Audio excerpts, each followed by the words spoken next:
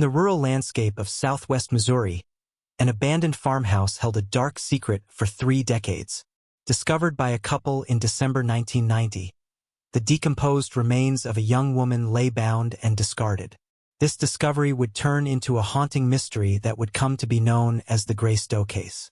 For 30 years, her identity remained elusive, despite the tireless efforts from investigators. As advances in DNA technology and forensic genealogy began to uncover the secrets of the past, a breakthrough finally came. It shed light on a case that had haunted a community who provided long-awaited answers to who Gray Stowe truly was. On December 2, 1990, Randy and Linda Groller made a grim discovery while searching for cans along Oscar Talley Road, near the border between Pineville and Anderson in Missouri. What the couple found was far more unsettling than discarded items. A skull near a farmhouse, lying in the grass, accompanied by scattered bones and the victim's clothing. Coroner's examination revealed that the victim was likely in her 20s and had met a particularly brutal end. She had been bound with an array of materials, including nylon and lead ropes, coaxial and telephone cables, paracord and clothesline. These were all signs of the cruelty inflicted upon her. The discovery sent shockwaves through the community, as residents grappled with the realization that such brutality could happen in their midst. Law enforcement agencies, including the McDonald County Sheriff's Office, Horner's Office, Missouri State Highway Patrol, Benton County, Arkansas Sheriff's Office, and University of Arkansas anthropologists, all came together in pursuit of justice for Gray Stowe. Detectives were told that it may be by the grace of God that her identity would be found. Despite the meticulous examination of the crime scene and the tireless efforts of investigators, the identity of the victim remained a baffling mystery. The circumstances surrounding her demise, a possible assault, and a brutal slaying, estimated to have occurred approximately 2 months prior to her discovery, only gave investigators more questions that they had no answers to. The presence of military-grade paracord among the bindings did offer a clue. In the 1990s, it was exclusively sold to the military. Detective Lori Howard, who worked the case for years, also uncovered a disturbing detail. A 10-year-old boy had reported that he had been arrested for the murder of a young boy he reportedly stumbled upon the remains about a month before the Growlers, but his claims were dismissed by his family. Unfortunately, the boy's identity and the exact timing of his discovery remained unknown, leaving uncertainty surrounding the timeline of events. Later speculated that the victim was likely brought to the location rather than being kept there. The remote road, though secluded, was not far from state highways in 1990, making it accessible, but not necessarily familiar to the perpetrator. Investigators initially believed that the perpetrator was from the area, but later reconsidered, suggesting that they might not have known the farmhouse well. Over the years, Sheriffs Schlesman, Evanson, and Hall continued efforts to solve the case, and more than 200 leads were investigated, but none produced solid evidence. The case went cold, and detectives continued to search for Gray Stowe's identity with little success. Gray Stowe's profile was entered into NamUs, Cody's, and the University of North Texas Center for Human Remains. No matches were found. In 2009, Detective Howard collaborated with a facial reconstruction expert and an FBI instructor to create an accurate likeness of Gray Stowe. This image was circulated nationwide, generating numerous tips. Although there were many suggestions about her possible identity, her true name remained a mystery. One of the artist's renditions of Gray Stowe that the sheriff's office circulated brought renewed attention to the case. In a bid to further the investigation, investigators partnered with Othram to identify possible relatives of the deceased. This partnership would eventually lead to significant breakthroughs in the case. In January 2021, Othram provided information on potential relatives identified through genealogy research. Investigators contacted Danielle Pixler, who revealed that she had a half-sister, Shauna Garber, who had been in foster care. Danielle had been searching for Shauna for over 28 years. Danielle agreed to provide a DNA sample, which was collected by the Topeka, Kansas Police Department and sent to Othram for familial testing. After years of searching, in March 2021, the DNA confirmed that Gray Stowe was Shauna Beth Garber. Shauna was born on March 1, 1968, in Lola, Kansas. Sadly, much of Shauna's life was as tragic as her demise. As the youngest of 3 siblings, Shauna's early years were marred by severe abuse at the hands of her mother. Living in Topeka, Kansas with her parents and 2 half-siblings, Shauna experienced unimaginable cruelty. One horrific incident saw her mother douse her in lighter fluid and setting her on fire, an act of brutality that resulted in all 3 children being placed into foster care. The separation from her family led to a fragmented childhood for Shauna. At only 6 years old, her half-siblings were sent to different homes, and contact with her family was lost. Despite the abuse and upheaval, Shauna demonstrated remarkable strength and tenacity. A failed adoption put her back into the foster care system, where she aged out. This led her to seek out family connections of her adopted family in the Veneta or Claremore area of Oklahoma. Shauna's adult life remained challenging, and she participated in a work program that provided transportation to and from her job at Hudson Foods. This program eventually led her to McDonald County, Missouri, where her life would come to a tragic and violent end. Shauna was 22 years old when her remains were found in December 1990. While investigators were glad to know for certain Shauna's identity, the frantic search for the person behind the tragedy continued. The McDonald County Sheriff's Office embarked on the next phase of the investigation, aiming to piece together Shauna's life from the time she aged out of the foster care system to the moment her remains were discovered.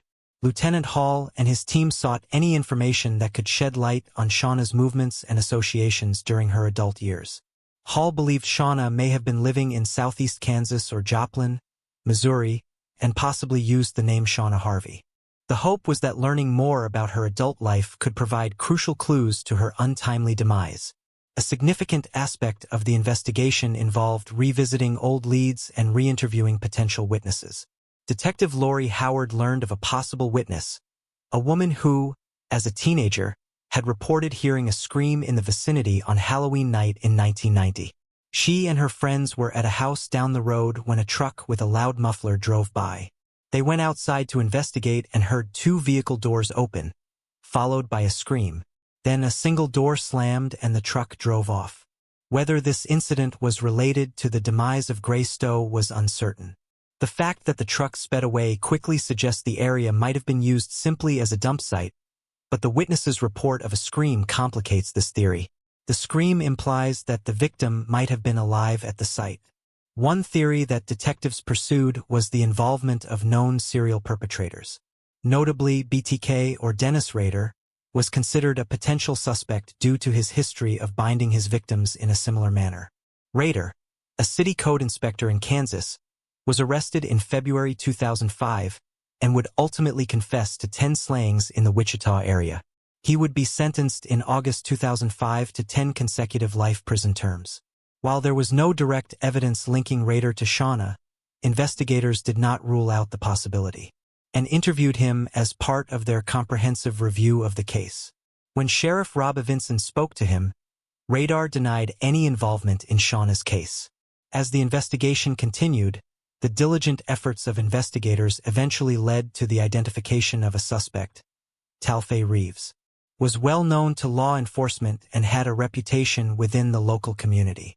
Reeves lost his life at 58 years old from injuries sustained in a motor vehicle accident. According to detectives, they believe Reeves had allegedly picked Shauna up from the Tanglewood or Ginger Blue area along Missouri State Highway 59. Then he would bind her wrists and feet in a hogtied position before moving her to the abandoned farmhouse, where her remains would eventually be discovered. There, it is believed, he assaulted her and administered a fatal overdose.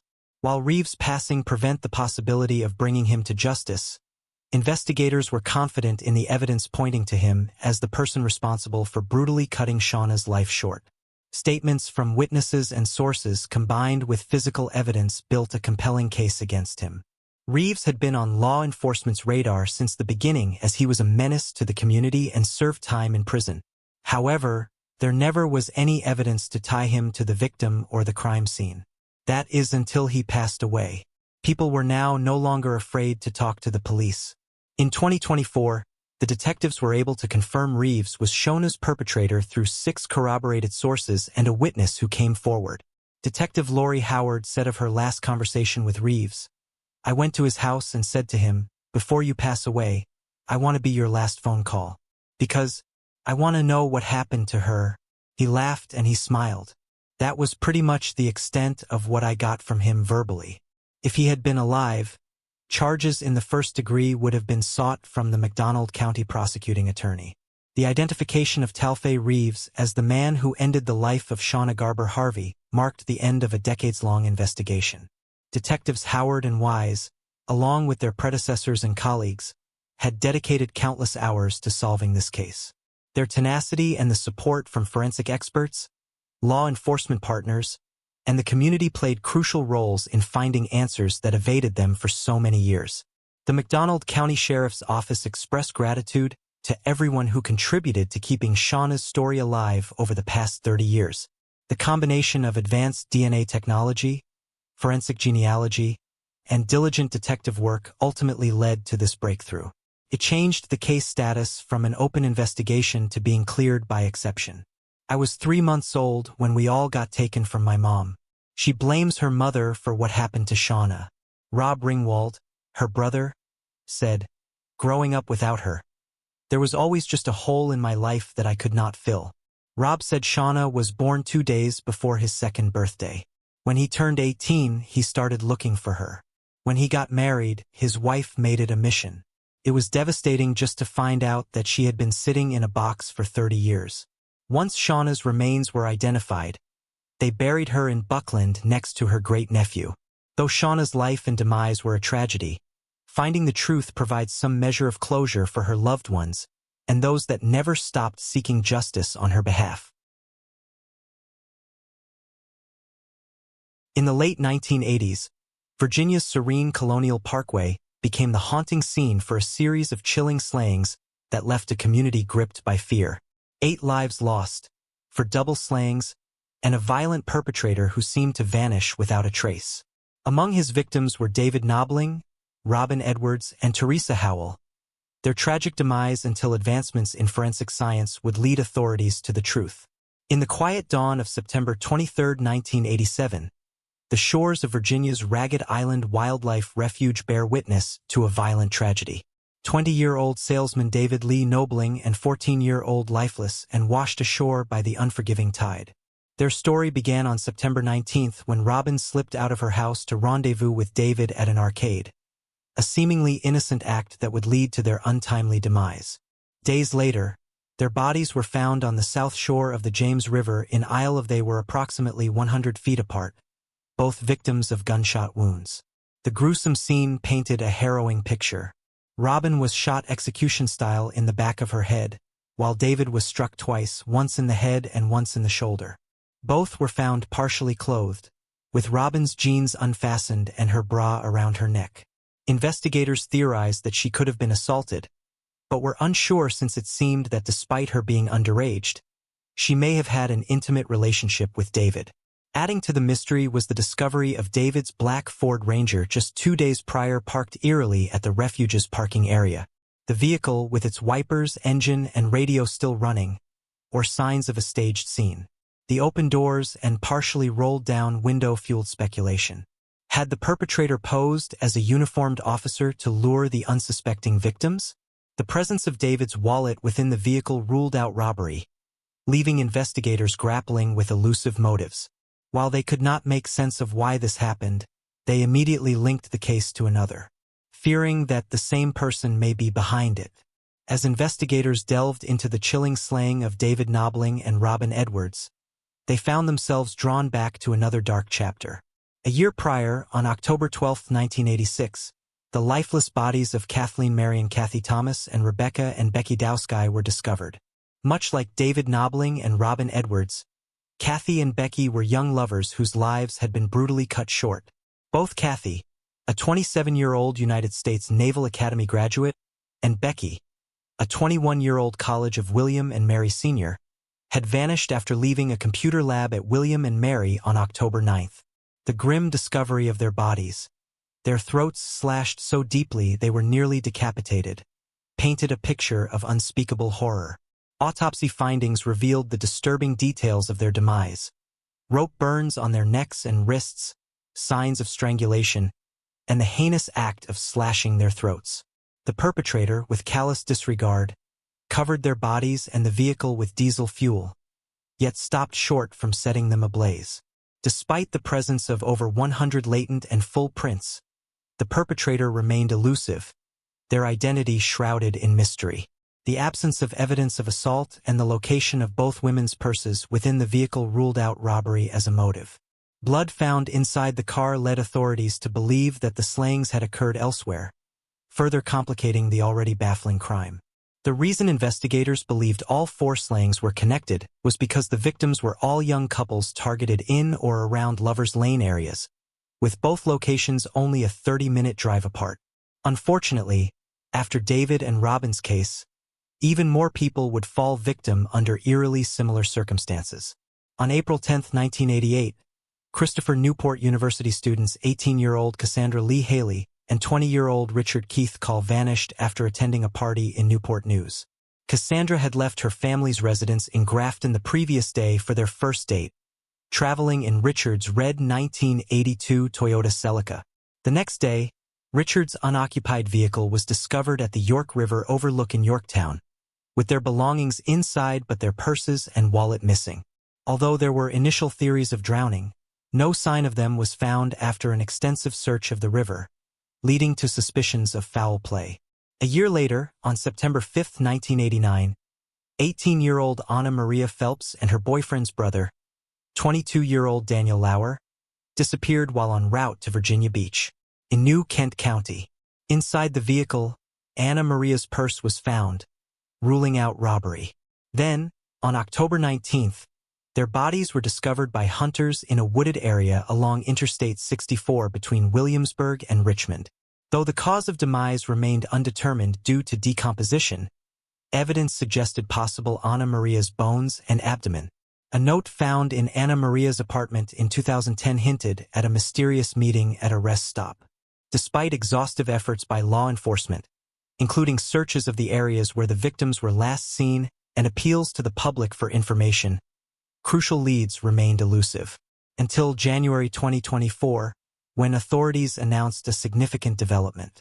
DNA evidence conclusively linked the slayings of David Knobling and Robin Edwards to a man named Alan Wade Wilmer Sr. He was a local fisherman who had passed away in December 2017 at the age of 63. He owned a small 1976 wooden commercial fishing boat called the Denny Wade. During the time of the slayings, he worked as a fisherman, farming clams and oysters. He also ran a business called Better Tree Service. He was also known to be an avid hunter and belonged to a hunt club in the Middle Peninsula region. Wilmer had no felonies on his criminal record, so his DNA was never put into the system. However, in the fresh probe of the cold cases, authorities looked into Wilmer as a suspect. When they learned he had passed away, they legally obtained his genetic material and submitted it to the Forensic Science Department to compare it to the evidence collected in the slayings. Virginia State Police would not say what led to the sudden decision to test Wilmer's DNA profile, but he was the prime suspect in 1988 of the slayings of Cassandra Lee Haley and Richard Keith Call, one case of the Colonial Parkway slayings. His distinct blue truck with the license plate M. Raw was matched as belonging to a Peeping Tom on the Colonial Parkway in 1988, and even got a warrant to search his trailer. Ultimately, Wilmer passed an FBI polygraph and police moved on to other leads. He is now again the prime suspect in this case. Cassandra and Richard's bodies are still missing, so DNA testing has been hampered. In 2024, they also linked his DNA to the case of Teresa Howell. Teresa Lynn Spa Howell's demise on July 1, 1989, outside the Zodiac Club in Hampton, or eerie similarities to the other slayings. At 10 a.m. that same day, construction crews working in the 500 block of Butler Farm Road found female clothing. This is about 11 miles from where Robin and David were found nearly 2 years before. The remains of an unidentified female were found a short time later in a wood line not far from the clothing. 3 days later, on July 4th, a missing person report filed in York County led to the identification of 29-year-old Teresa. Like the other victims, she had been assaulted and strangled. The connection between her slaying and the Colonial Parkway victims was strengthened by the DNA evidence linking Wilmer to the crimes. With Alan Wilmer identified as the perpetrators in the slayings of David Knobling, Robin Edwards, and Teresa Howell, it brings a small sense of closure to a decades-long investigation that had left family and authorities searching for answers. That if Wilmer were alive, charges would be filed against him in connection with the three slayings. Virginia State Police and the FBI are now asking the public for information about Wilmer to see if he is possibly linked to more cases. One Hampton Roads Police Department recently checked Wilmer's DNA to see if he was a match for one of their unsolved cold cases. Another local police department is currently reviewing all assault cases that match Wilmer's modus operandi. And a third local police department spent part of January reviewing more than a dozen cold cases from the 1970s and 80s to see if Wilmer was ever on their radar, and whether he could be considered a suspect today. But a legal loophole is leaving a potential trail of unsolved crimes unexplored. Virginia State Police says state law requires someone to have a conviction on their record before their DNA profile is entered into the government-run CODIs. And a conviction is something that this man will never have. Although DNA evidence has not yet been confirmed for all cases, law enforcement remains dedicated to exploring all avenues and leveraging advancements in forensic technology to bring closure to these unsolved cases. Media coverage of the Colonial Parkway slayings has been extensive over the years, with various outlets and platforms shedding light on the unsolved cases and the ongoing investigations. A joint statement from the Knobling and Edwards families were released, which thanked the statement said, "For 36 years, our families have lived in a vacuum of the unknown. We have lived with the fear of worrying that a person capable of deliberately taking the lives of Robin and David could attack and claim another victim. Now we have a sense of relief and justice, knowing that he can no longer victimize another. His passing will not allow us to seek out the answers to countless questions that have haunted us for so long."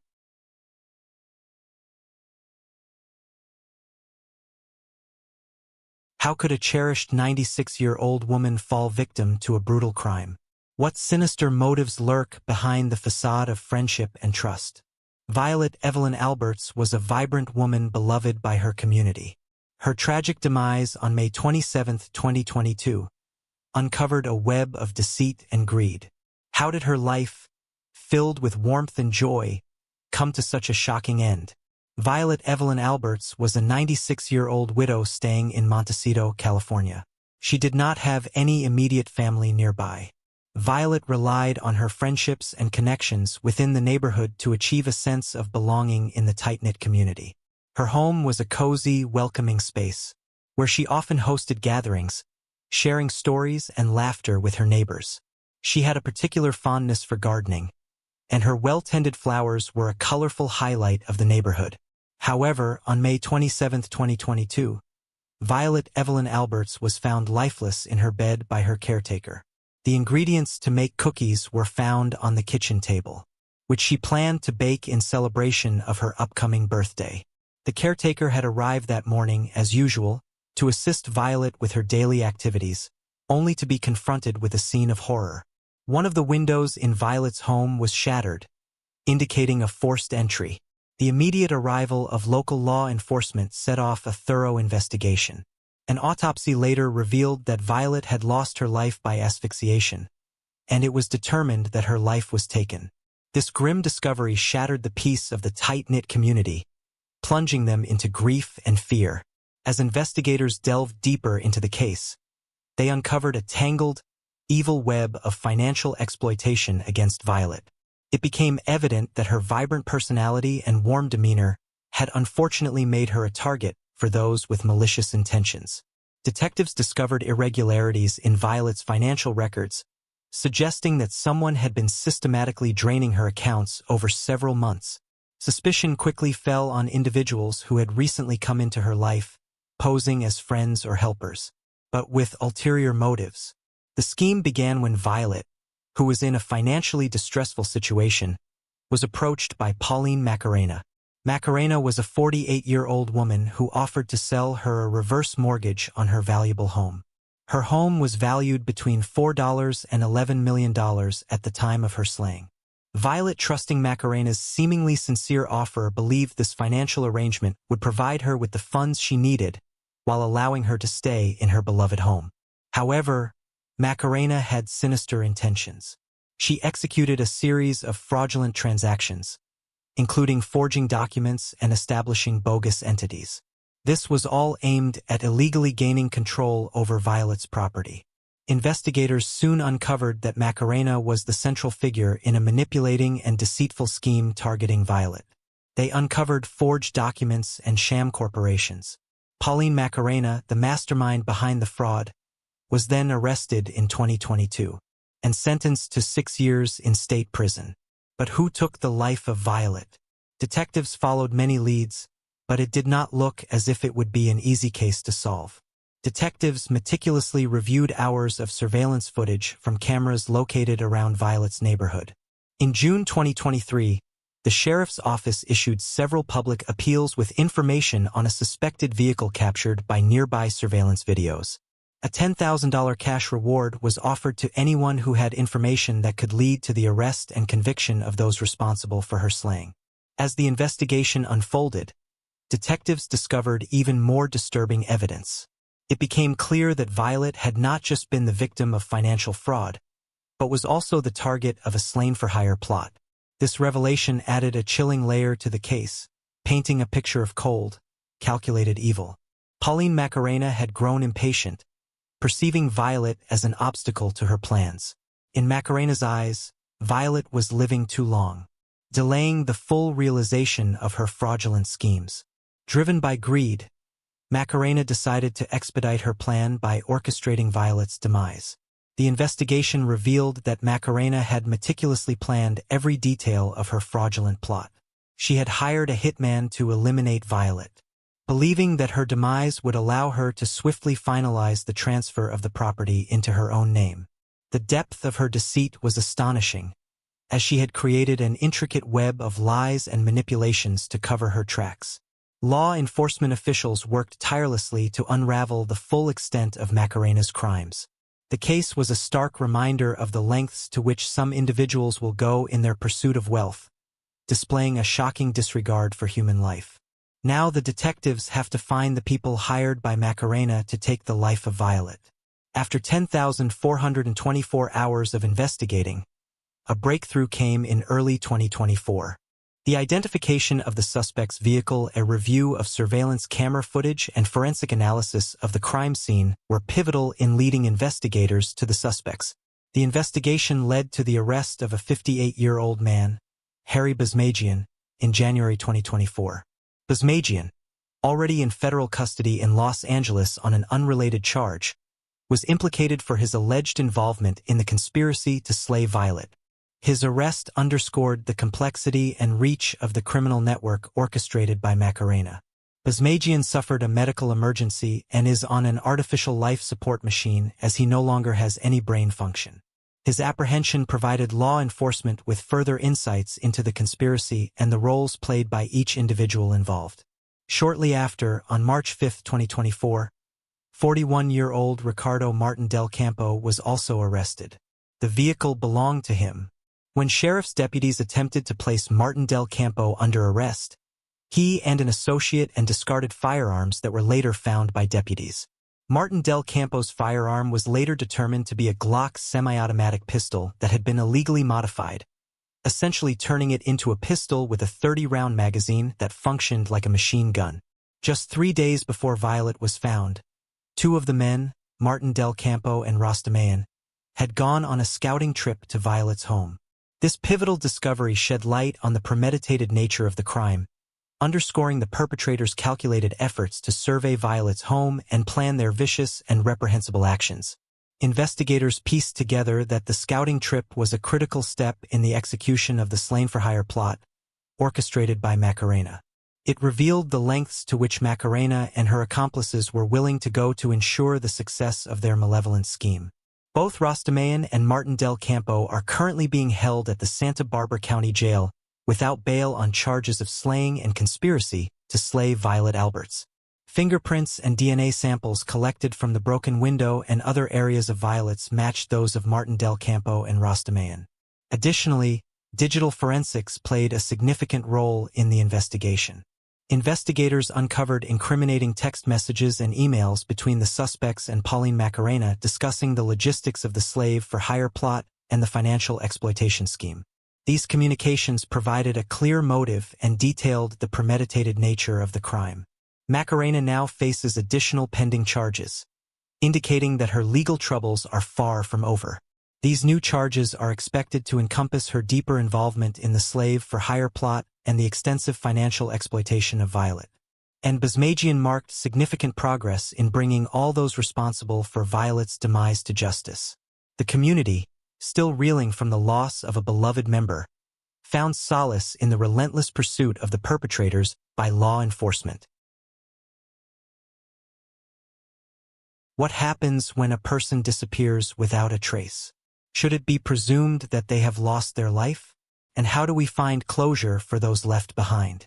On May 12, 1972, the skeletal remains of an unidentified man were discovered on the south side of Winter Haven, Florida, in a remote marshy area just east of Tampa. The grim find was made by a fisherman, who immediately alerted local authorities. Investigators rushed to the scene and began the arduous task of piecing together the mystery of the man's demise. Upon examination, the investigators determined that the remains belonged to a male between the ages of 40 and 50. The skeletal structure suggested he had been a robust individual, weighing approximately 180 pounds and standing about 6 feet tall. Despite the advanced state of decomposition, which had stripped away much of the evidence and might have provided a clearer identity, the investigators were able to discern crucial details about his final moments. A forensic autopsy revealed that the man had suffered 2 gunshot wounds to the head, violent end that left no doubt about the manner of demise.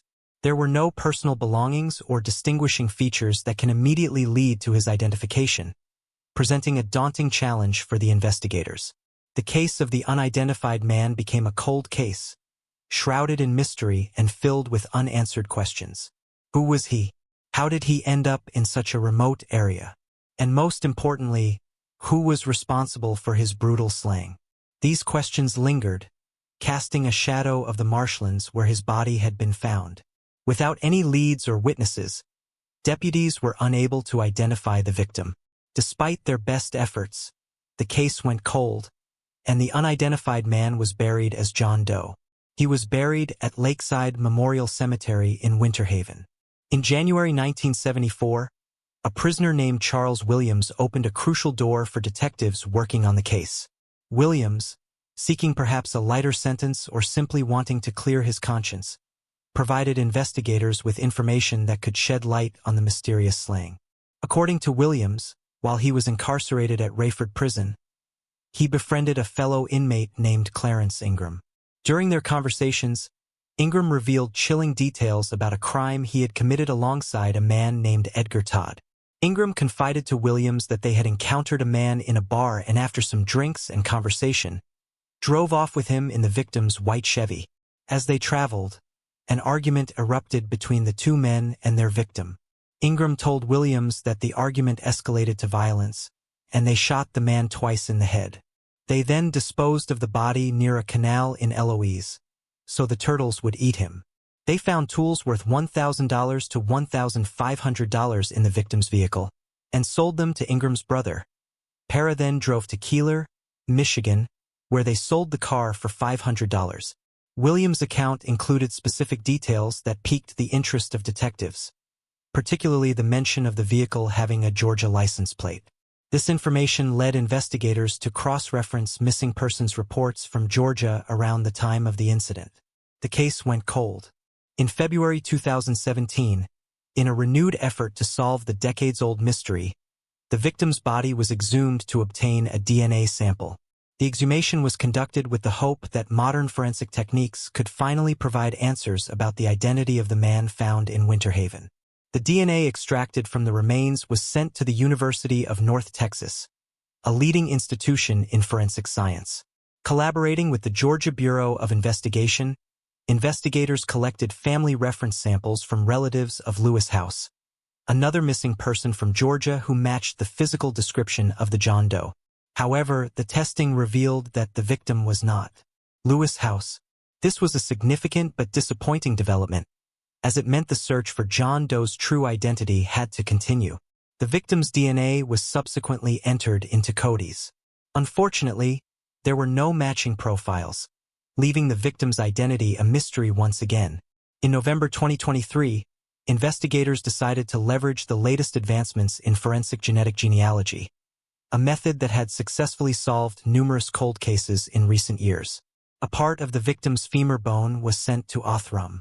The private lab's analysis began with the meticulous extraction and sequencing of the DNA from the femur bone. Geneticists then compared this DNA to profiles available in public databases, seeking matches that could provide clues about the victim's ancestry and familial connections. In April 2024, Othram provided detectives with a crucial report suggesting that the unidentified victim could be Mac Lavelle Proctor.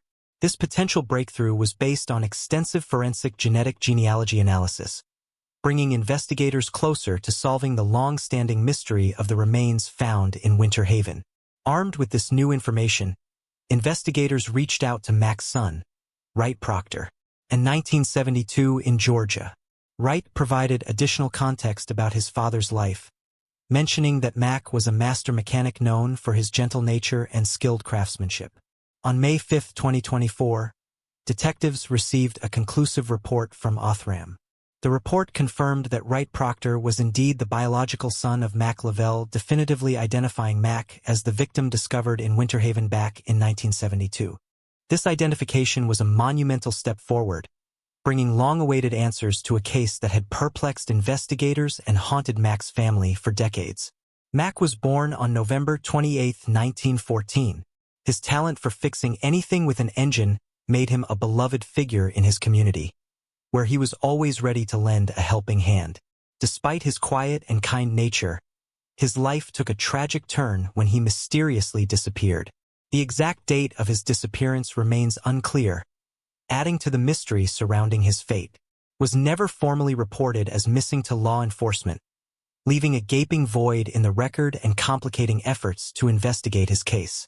His family, perhaps due to a combination of fear, confusion, and the social norms of the time, did not reach out to the authorities. Further details from Mac's family revealed that, as a master mechanic, Mac would have likely carried his tools with him in the vehicle. This information correlated with the earlier account provided by Charles Williams, who had relayed that Clarence Ingram and Edgar Todd had sold the victim's tools after the slaying.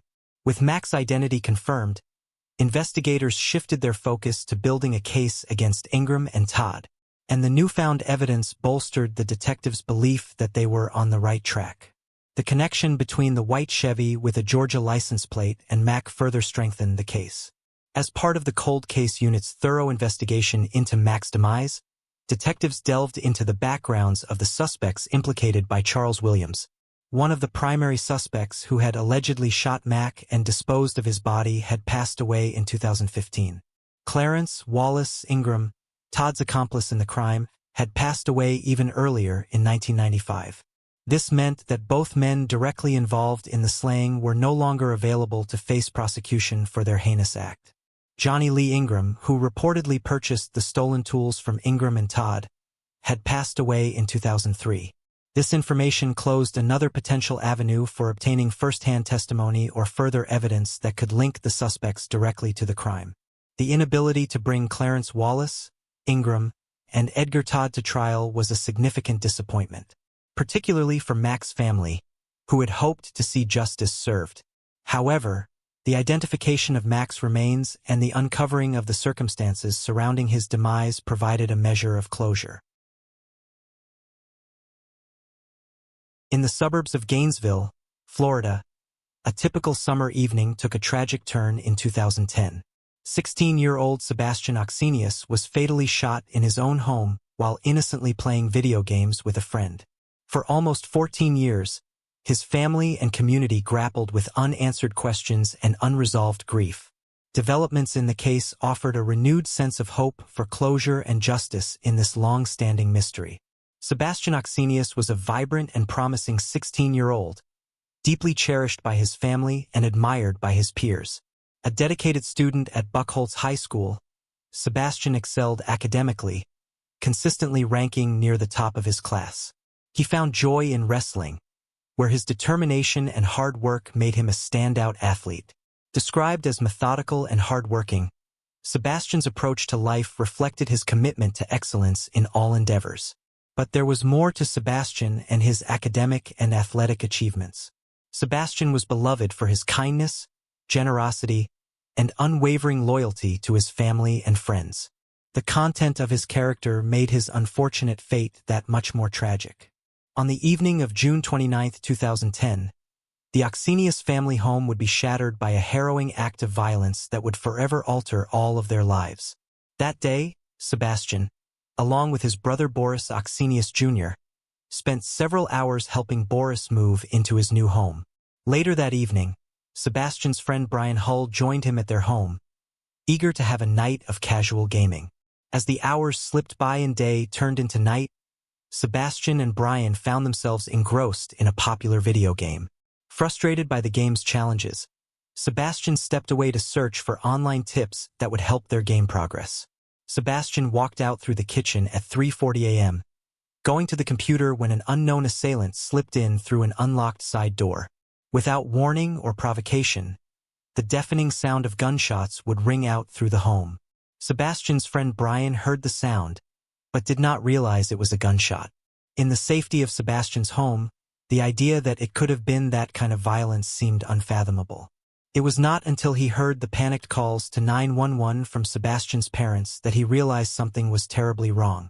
Sebastian's father, Boris Oxenius Sr., rushed to the scene upon hearing the gunshots, but by the time he made it to his son, it was too late. His life slipping away as his father desperately tried to staunch the bleeding.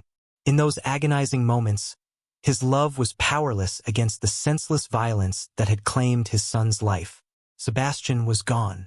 In the aftermath of Sebastian Oxenius' tragic demise, the Alachua County Sheriff's Office launched an intensive investigation. They wanted to unravel the circumstances surrounding the senseless act of violence that had shattered the tranquility of the Gainesville community and upended the lives of the Oxenius family. With little to go on initially, detectives tirelessly pursued every lead. They meticulously combed through evidence and interviewed witnesses in search of answers, leaving Sebastian's family and friends devastated with grief. Then, Alachua County Sheriff spokesman Lieutenant Steve Maynard said the following: "A few days after the shooting, we are very frustrated with this case. We do not have anything to go on. No viable suspect information, no motive, not even any information about how the shooter left the scene. Literally, we have nothing." As with seemingly all unsolved cases, Sebastian's demise soon faded from the public spotlight. A reward eventually grew to as much as $20,000, but tips still began to wane. In 2021, a glimmer of hope emerged as investigators uncovered new evidence that breathed new life into the long-dormant case. The breakthrough, while not disclosed in detail, provided a crucial piece of the puzzle that had eluded authorities for over a decade. With renewed determination, detectives worked tirelessly to follow up on the newfound lead. They were piecing together the intricate details of the crime and inching closer to identifying the perpetrator responsible for Sebastian's untimely demise. Months of meticulous investigation culminated in a significant development: the identification of a suspect with ties to Central Florida. 3rd Timothy Thomas, already serving a life sentence for unrelated charges, became the prime suspect. Thomas's criminal history, marked by a string of violent offenses, paints a chilling portrait of a man with a propensity for brutality. He had been arrested in Orlando in 2011 for armed robbery, kidnapping, and illegal substance charges, and was sentenced to 4 years in prison. But court documents show after he was released, he did not make it long before violating parole. A judge issued a warrant for Thomas's arrest, saying he had failed to notify his parole officer that he had moved. Law enforcement officers believe that is why, when a Monroe County deputy tried to stop him in a car with stolen plates in 2015, he opened fire. A deputy shot in the encounter survived, thanks to a ballistics vest. On December 23, 2023, a grand jury indicted Thomas on charges of burglary of a home and fatal slaying while engaged in trafficking. He is being held at the Allucha County Jail on a $1 million bond. His court-appointed public defender asked to withdraw from the case, citing an unnamed and irreconcilable conflict of interest, according to court documents. Law enforcement is still looking for a woman who loaned Thomas her car in 2010. They believe she was in the vehicle at the time of the slaying. We do not believe at this time that she had any prior knowledge of what Thomas had planned that night in 2010. Gainey asked for the public's help in finding the woman, whom he described as being Hispanic and very short. In 2010, she would have been 19 or 20 years old with a heavy build. The vehicle was a white or cream-colored Kia Sportage or similar style vehicle. Sheriff Gainey wanted to emphasize that the woman they were looking for was not in any trouble. They were just hoping to ask her some questions. In the wake of Sebastian's tragic slaying, his family has endured years of anguish, grappling with the relentless ache of his absence with each passing day, and ask him why he did what the sheriff's office says he did. I want him to know how much damage he did. Maybe he does not care, but I want him to know what he did, how much pain he caused my family. While the prospect of Thomas facing consequences for his actions may offer a measure of relief, it pales in comparison to the void left by Sebastian's untimely departure. For Sebastian's parents and their loved ones, the pain of their loss transcends any legal retribution. During the press conference held on February 5, 2024, Boris Jr. said, "This happened in the home where you were supposed to feel safe as a 16-year-old. He was not out partying on a Friday. He was playing video games with his best friend. So it is understandable that this was not a cause of a child that was looking for trouble or something to get into. Simply he was in the safest place he was supposed to be. We hope as a family that you can help us get to the final chapter of this, which is bringing my brother justice. It has been, as they mentioned, 13 and a half years we have been suffering through this. My family, my parents. He was only 16 years of age. His life was stolen. If you could please help us bring this to justice and bring this person forward so the last loose ends can be tied and we can move forward with ending this for my family, I would appreciate it. No courtroom verdict, no matter how just, can take away the pain in their hearts or fill the void left by Sebastian's absence." In a township of North Whitehall, Pennsylvania, a brutal act of violence shattered the peace over 3 decades ago. Rose Nath, a beloved 78-year-old widow, was found viciously stabbed and beaten in her ransacked home. The chilling discovery, made by her nephew when she failed to appear at church, left investigators and her family grappling with unanswered questions. Now, with the progress of groundbreaking DNA technology, new light has been shed on this cold case and has led to an arrest. Rose Nath was born in the early 1910s in the Lehigh Valley area of Pennsylvania. Raised in a modest family, Rose's early years were marked by the values of hard work, faith, and community. She grew up during a time of drastic change in America, witnessing the Great Depression and World War II, times that would instill in her a sense of resilience and determination. Rose would meet her husband, Michael Nath, in the late 1930s. The couple married and settled in North Whitehall Township, where they built a life together. Michael worked in various local industries, while Rose found employment at the D&D Shirt, a well-known local business that provided steady work for many in the community. Rose dedicated several decades of her life to the factory, where she was known for her strong work ethic and friendly demeanor. Despite not having children of their own, Rose and Michael were deeply connected to their extended family. Rose took great joy in being an aunt and great-aunt, often spending time with the children in her family. As a devoted Catholic, Rose was an active member of St. John the Baptist Church in Northampton. She attended Mass regularly and participated in various church activities. Her faith was a cornerstone of her life, providing her with a strong sense of purpose and community. Rose was known to be generous with her time, often volunteering for church events and helping those in need. After retiring from the D&D Shirt factory, Rose continued to lead a fulfilling life. She enjoyed gardening, cooking, and spending time with her friends and family. Her home, nestled along the banks of the Lehigh River, was a peaceful retreat, and while she seemed to have a very quiet lifestyle, Rose remained vigilant and active. Her home was filled with cherished memories and mementos of her life with Michael, who had passed away a few years before her own life would come to an end in one of the most unimaginable and horrific ways. January 21, 1989 began like any other for Rose. Despite the recent burglary at her home just after Christmas, Rose maintained her routine, leaning on her faith and family for comfort. That morning, Rose did not appear at St. John the Baptist Church for her regular Sunday service. Known for her unwavering commitment to her faith, Rose's absence was immediately noticeable.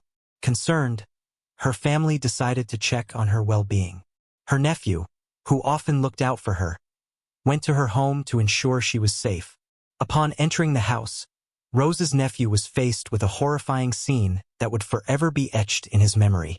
The normally tidy living room was in disarray, indicating a struggle had taken place. Blood stains covered various surfaces and the room had been ransacked. It was clear that Rose had fought valiantly against her attacker. Tragically, Rose was found lifeless, having been subjected to a brutal and violent assault. She had been stabbed 28 times and bludgeoned, suffering multiple blunt force injuries. Her body bore the signs of defensive wounds, suggesting she had tried to fend off her assailant with every ounce of her strength. One of the weapons used in the attack, a knife, was found discarded outside the home, hinting that the perpetrator was hasty in fleeing the scene. As news of Rose's tragic demise spread, the community was plunged into mourning. Friends, neighbors, and fellow churchgoers were stunned by the senseless act of violence that had claimed the life of a beloved member of their community. The initial response from the Pennsylvania State Police and the Lehigh County District Attorney's Office was quick. Detectives, including Robert Devers and Thomas McAndrew, arrived at the crime scene to begin their investigation. The brutality of the crime shocked the seasoned investigators, who immediately realized the severity of the case. Inside Rose's home, detectives meticulously collected evidence, hoping to find any clue that could lead them to the perpetrator. The ransacked nature of the home suggested a burglary, yet the excessive violence indicated a deeper motive. Any physical evidence that might yield clues to who was behind Rose's end was collected from the scene. Items of particular interest included the knife found outside, a pellet gun, also believed to have been used in the attack, and various objects inside the home that might have the unknown assailant's DNA. At the time, DNA technology was in its infancy, but the investigators preserved all potential evidence with the foresight that future advancements might unlock critical information. Blood samples, fibers, and other trace evidence were carefully cataloged and stored for further analysis. Investigators conducted extensive interviews with Rose's family, friends, and neighbors. They looked into her routine, any recent changes in her life or potential conflicts and threats she might have faced. The burglary just after Christmas was a significant point of interest, and detectives worked to determine if there was a connection between that incident and her violent demise. Initially, several theories emerged. The previous burglary suggested that Rose's home might have been targeted specifically, possibly by someone who knew her or was familiar with her routines. The excessive violence raised the possibility of a personal vendetta or a crime of passion, but without concrete evidence or witnesses, the theories remained speculative. Rose's funeral was a somber event, with those who had known her full of grief and disbelief, displaying the terror-stricken expression she wore in her final moments. It was a heartbreaking sight that some family members could not bear to witness, choosing not to attend. The investigation faced challenges, and while leads were followed and persons of interest were questioned, no definitive connections could be made. As weeks turned into months, the case began to lose momentum, and the lack of new leads and inability to connect the evidence to a specific individual caused the investigation to come to a standstill. Throughout the years, investigators stayed committed to solving Rose's case, and 33 years after Rose's horrifying end, that dedication would finally pay off. In 2018, the Lehigh County District Attorney's Office and the Pennsylvania State Police decided to re-examine the evidence from Rosenath's case using the new DNA techniques. Detectives collaborated with forensic experts to analyze the evidence, focusing particularly on items that might contain touched DNA. Touch DNA analysis allowed forensic scientists to extract genetic material from surfaces that had been touched or handled by the perpetrator. The knife and the pellet gun found near Rose's home, as well as other items from the crime scene, were re-examined. Using this technology, scientists were able to obtain DNA profiles from the collected evidence. Those profiles were then compared against databases of known offenders. The breakthrough came when a DNA profile from the crime scene matched that of Michael Breisch, a name previously unknown in connection with the case. At the time of Rosenath's slaying, Breisch had been living in a community corrections facility in Allentown, Pennsylvania, not far from North Whitehall Township. He was 30 years old at the time of the crime and had a criminal history that included burglary and other offenses. Investigators began to piece together Breisch's movements and actions around the time of the crime. They discovered that just 10 days after Rose's violent end, Breisch had been arrested for escaping from the community corrections facility where he was supposed to be living. This information, combined with the DNA evidence, provided a compelling link to the crime. It was also revealed that Breisch had no known personal connection to Rose, which meant that the attack had likely been opportunistic rather than targeted. In May 2024, armed with the new evidence, authorities located 65-year-old Michael Breisch living in Coshocton County, Ohio. He had moved there after spending several years in Pennsylvania. Local law enforcement, in coordination with Pennsylvania authorities, apprehended Breisch and charged him with the slaying of Rose Nath. Breisch was extradited to Pennsylvania, where he faced charges including criminal fatal violence, burglary, robbery, and other related offenses. Lehigh County Jail. The arrest of Michael Breisch has brought a sense of relief and closure to Rosenath's family and the North Whitehall Township community. For over 3 decades, they had lived with the anguish of not knowing who had ended Rose's life. The diligent work of investigators, combined with advancements in DNA technology, had finally provided the answers they sought. Now, as Breisch awaits his day in court, the family is one step closer to finding justice.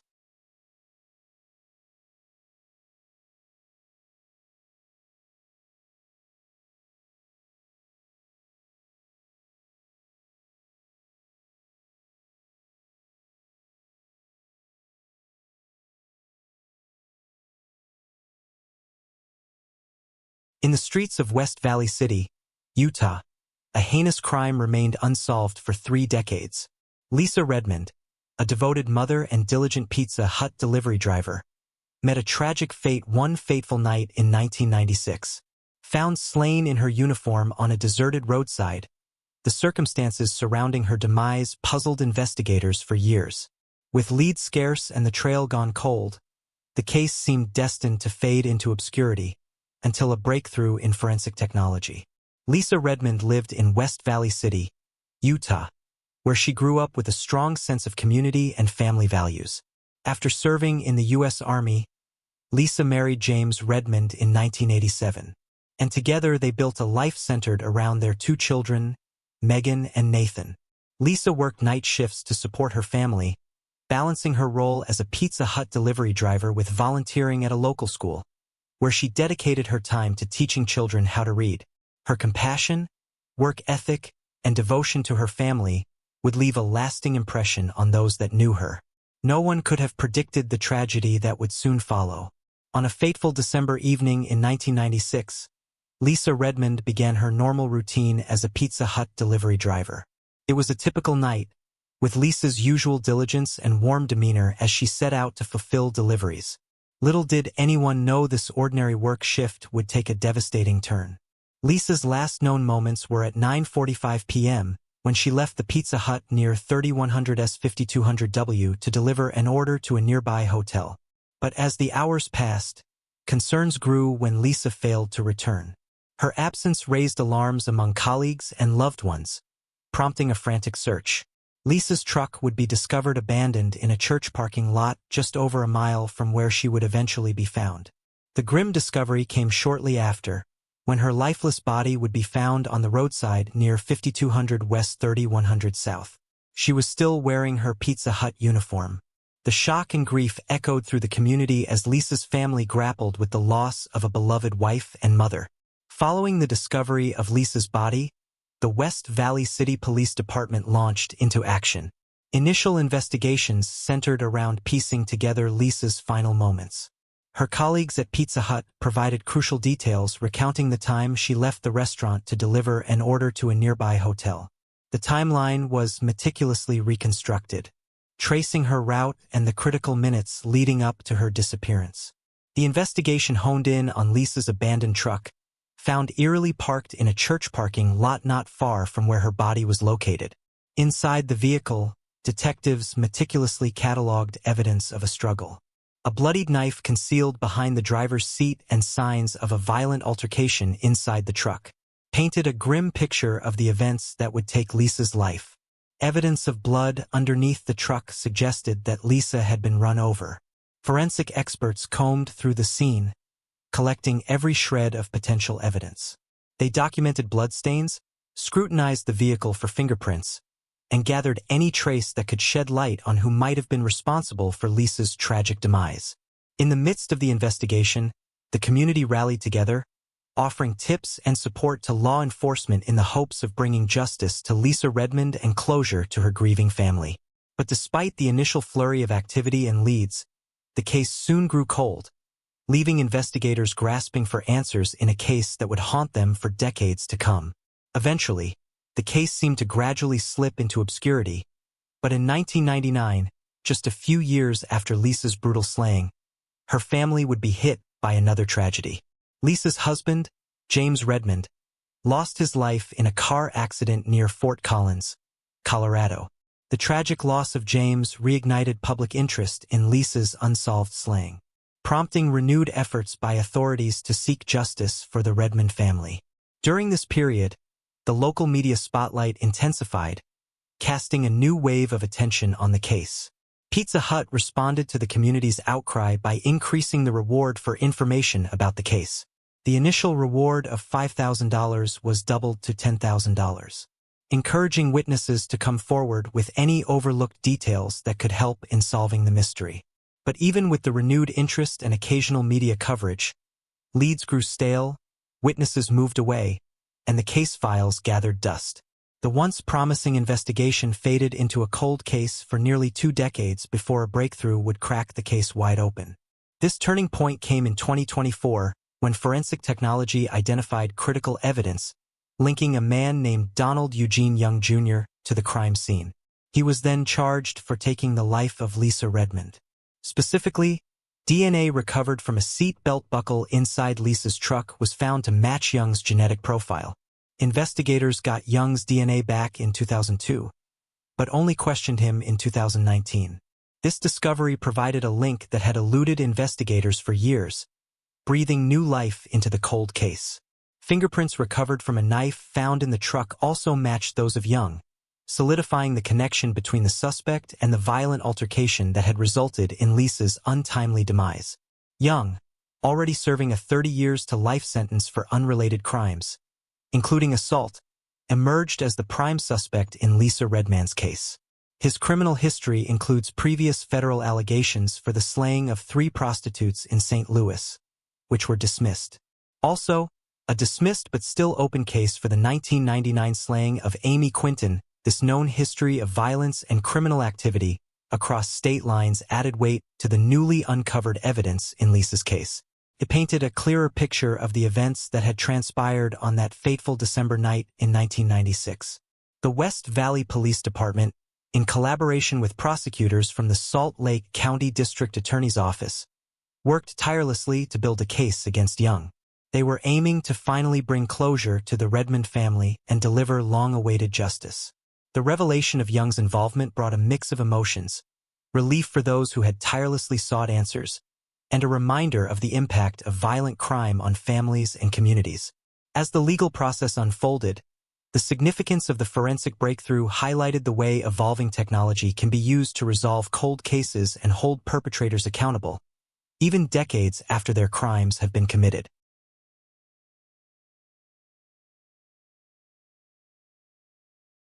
In 1974, in the secluded woods of Ladard, Connecticut, a chilling discovery would be made when 2 bodies were found in a shallow grave, their identities unknown. A woman known only by her alias would not be identified for nearly 5 decades. After years of mystery and questions about who this woman really was, advances in technology and relentless investigative pursuit were finally able to unveil her true identity. In the spring of 1974, on May 30th, Connecticut State Police received a cryptic tip that led them deep into the secluded woods behind a nondescript home on Shoeville Road. As they meticulously combed through the dense underbrush, their efforts were rewarded with a chilling discovery. A shallow grave carefully concealed beneath layers of fallen leaves and earth. Inside this makeshift tomb laid the remains of 2 individuals, their bones weathered by time and the elements. The man was quickly identified as Gustavus Lee Carmichael, a known serial bank robber who had previously escaped federal custody. But the woman's identity remained elusive. Investigators sifted through the clues found with her remains. She was dressed in a tan leather wet-look vest, a gold or tan sweater, a brown tweed skirt, and brown granny boots. Alongside these clothes were pieces of jewelry, including a pendant and rings. One ring had the letters JHSN monogram, the initials ILN and the date 1917 engraved inside, while another ring was an inexpensive piece with a fake emerald stone. Despite these tangible clues, the woman's identity could not be found due to the extent of decomposition and her use of aliases. Investigators knew she had gone by the name Lorraine Stahl, but this alias and others she might have used did not yield any solid leads. The case grew cold over the years. In 2011, the woman's case data, dental x-rays, and a description were uploaded to the NamUs, and her DNA was submitted to Cody's in 2012, but no matches were found. In a renewed effort to solve the case in July 2022, forensic evidence was sent to Othram. Othram developed a comprehensive DNA profile using forensic-grade genome sequencing. This advanced method allowed for more detailed analysis compared to previous efforts. In January 2024, Othram's work led investigators to a potential relative of the unidentified woman. Born on September 4, 1946, from Louisville, Kentucky. Conversations with her family confirmed her presence in the Northeast in the years leading up to her disappearance. Linda's daughter provided a DNA sample, which conclusively identified the remains as those of Linda Sue Childers in February 2024. Little is known about Linda's early life, but by the time she reached her 20s, Linda's life had taken a tumultuous turn. She became involved with Gustavus Lee Carmichael, and under the name Lorraine Stahl, went on the run with him in an attempt to evade law enforcement as they moved from place to place. In the late 1960s, Linda and Gustavus' criminal activities eventually led them to they robbed a New Jersey bank a few days before Christmas. Seeking refuge, they stayed at the home of Richard DeFratis and his common-law wife, Joanne Ranello. During the time that Linda was at the DeFratis home, she expressed fears to Joanne about the life she was leading. She told her that she was nervous about using fictitious names and was afraid of being caught by the police and what she might say if she were apprehended. Tensions rose within the group, and on December 31, 1970, Linda and Gustavus' lives were brutally ended. Ephraites and his accomplice Donald Brandt feared that Linda might reveal their criminal activities if apprehended, and decided to silence her. They were also bank robbers and thieves. Gustavus was also slain, as his protective nature made it impossible for the perpetrators to target Linda without eliminating him. After their untimely demise, Linda and Gustavus were buried in a shallow grave behind the house on Shoeville Road, where their remains would lie undiscovered for nearly 40 years. Joanne was the person who tipped off the police. DeFratis and Brandt were subsequently convicted of the slayings, but both of them have since passed away. The identification of Linda Sue Childers brought long-awaited closure to her family, who had wondered about her fate for over 50 years. Her daughter and sister, informed of the discovery, were finally able to lay her to rest properly. Linda's story, though marked by tragedy, also serves as a reminder of the power of modern forensic science in solving even the most challenging cold cases. In the desolate expanse near the U.S. Highway 95 in rural Churchill County, Nevada, 2 passersby stumbled upon a gruesome discovery in May 2008. Skeletal remains, partially buried in a shallow grave. For over a decade, the identity of the victim remained a mystery, her name unknown. It was not until a groundbreaking collaboration between forensic experts and cutting-edge genetic technology that the truth was revealed and a family would finally find closure. On a spring day in May 2008, two passers-by ventured off the beaten path where they came across skeletal remains partially buried, covered with dirt and gravel. Nearby, an orange halter top lay abandoned. The Churchill County Sheriff's Office responded swiftly, launching an investigation into what could have happened. The remains were transported to the Washoe County Medical Examiner's Office, where a forensic pathologist determined that the victim was an adult female. She had passed away as a result of multiple gunshot wounds, an unmistakable slaying. Even with the best efforts of law enforcement and forensic experts, the case quickly grew cold. The details of the case were entered into NamUs under the identifier UP 8110, a digital memorial to the unknown woman. Investigators scoured missing persons reports, compared dental records, and examined any potential leads. But each promising lead seemed to end in a halt. The orange halter top found near the remains, initially thought to be a crucial clue, was provided no significant breakthroughs. Year after year, the file on the unidentified woman gathered dust. Investigators driven by a commitment to justice and closure never gave up hope. They continued to review the case periodically, hoping advancements in forensic science might eventually provide the answers they sought. They also hoped that someone, somewhere, might come forward with the crucial piece of information that would crack the case wide open. The unidentified woman's case was one of many waiting for the right combination of technology, expertise, and opportunity to bring her story to light. In 2023, after years of stagnation, the case of the unidentified woman from Churchill County took a shocking turn. The Washoe County Regional Medical Examiner's Office partnered with OTHRM. This collaboration would be the beginning of a new chapter in the investigation. OTHRM scientists employed forensic-grade genome sequencing to develop a comprehensive DNA profile from the skeletal remains. This advanced technique allowed them to extract a high-quality DNA sample, even from degraded remains. The DNA profile was then compared against profiles in consumer genealogical databases, with consent for law enforcement use. Although this type of analysis does not yield a direct identification, it generates powerful investigative leads by identifying potential relatives. The genetic genealogy search provided a promising lead that pointed to a potential relative of the unidentified woman. The examiner's office followed up on this lead, contacting the individual and explaining the situation. The potential relative agreed to provide a DNA sample for direct comparison. Using their advanced technology, OTHRM compared the DNA samples and confirmed a positive match. The unidentified woman was finally given a name in 2024, Betty Lou Jappel. Betty Lou, who was 70 years old at the time of her untimely passing, had vanished under mysterious circumstances in 2006. Originally from McMinnville, Oregon, she and her longtime partner, Kenneth William Miller, had led a nomadic lifestyle, traveling in their motorhome and truck. She and Kenneth never married, but they had been together for about 30 years. Their travels took them to Quartzville, Arizona, where they were last seen. In mid-2006, their motorhome was found abandoned in a remote area near Redmond, Oregon, and their truck turned up in Montana. The last activity on their bank accounts was in June 2006, and they were last known to be in the company of a friend, Gregory Allen Groundhog Cole. Was involved in a shootout with police in Quartzville in May 2007, and was later found lifeless from a self-inflicted gunshot wound near the Mexican border. In June 2007, Kenneth Miller's body was discovered in a shallow grave near the abandoned motorhome in Oregon, but there was no sign of Betty Lou.